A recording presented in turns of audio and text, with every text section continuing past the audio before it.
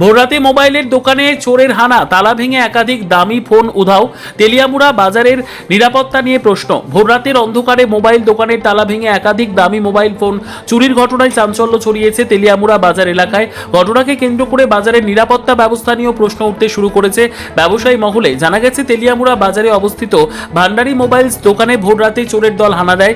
দোকানের তালা ভেঙে ভেতরে ঢুকে একাধিক বহুমূল্য মোবাইল ফোন নিয়ে পালিয়ে যায় দুষ্কৃতীরা।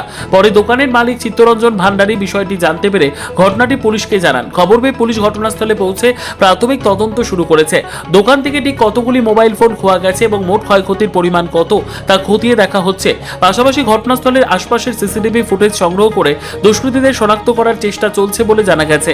এদিকে বাজারের মতো ব্যস্ত ও গুরুত্বপূর্ণ এলাকায় দোকানের তালা ভেঙে চোরেরা নির্বিঘ্নে পালিয়ে যাওয়ায় ব্যবসায়ীদের নিরাপত্তা নিয়ে উদ্বেগ তৈরি হয়েছে। রাতের নিরাপত্তা ব্যবস্থা আরও জোরদার করার দাবি উঠেছে ব্যবসায়ী মহলে। চুরির ঘটনায় দ্রুত দুষ্কৃতীদের শনাক্ত করে আইনের আওতায় আনা এবং চুরি যাওয়া মোবাইল ফোনগুলি উদ্ধারের দাবি জানিয়েছেন ব্যবসায়ীরা। এখন পুলিশের তদন্তে এই চুরির ঘটনায় জড়িতদের কত দ্রুত শনাক্ত করা সম্ভব হয় সেদিকেই তাকিয়ে তেলিয়ামুড়া বাজারের ব্যবসায়ী মহল। সকালবেলা কিছু জানে না, কিন্তু আমার দোকানের পাশে যে কাকু হঠাৎ করে সকালবেলা আমার কইছে তোমার দোকানের তো শাটার ভাঙা শাবল করে রয়েছে, আইসারা দেখো। তারপরে আমি থানাত গেলাম, থানাত গিয়ে স্যার থানাত খবর করলাম, থানার থেকে লুকাইছে ঢুকে দেখি আইসারা সব ভাঙ্গা টেঙ্গে যতটা পারছে যতটা মোবাইল টোবাইল লয়ে গেছে গা।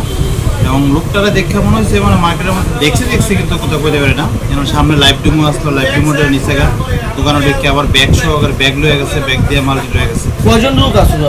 একজন দেখছি তো, একজনে সিসিতে মোটামুটি যতটা দেখছি একজন লোক আসছে। মানে চিনতে পারছেন নি আপনাদের? না, চিনতে পারছি না।